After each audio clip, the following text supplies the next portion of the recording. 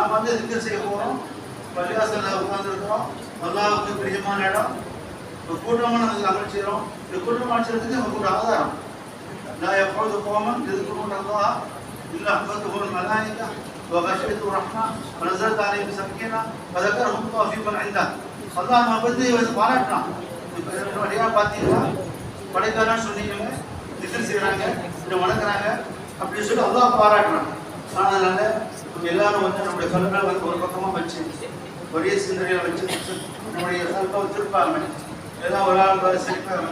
எப்படி கலீஃபா சொல்லி கொடுக்குறாங்களோ அதே மாதிரி கூட்டவோ குறைக்கவோ அல்லது முடுக்கவோ அவசரப்படுத்தவோ கல்வோ அது மாதிரி நம்ம செய்யணும். விஷயம் நம்ம செய்யலாம் தானே. அல்லாஹ் அல்லாஹ் முஃப்தஹ் முஃப்தஹ் ஆலமீன் அல்லாஹ் முஃப்தஹ் அலைனா முஃப்தஹ் ஆலமீன் அல்லாஹ் முஃப்தஹ் அலைனா முஃப்தஹ் ஆலமீன் ரப்பி குர்பானா பல்லாஹி மஹ்ததி வஷுகுல் ஹம்தி வலா தஷ்குர். இந்த படம் எடுக்கும்போது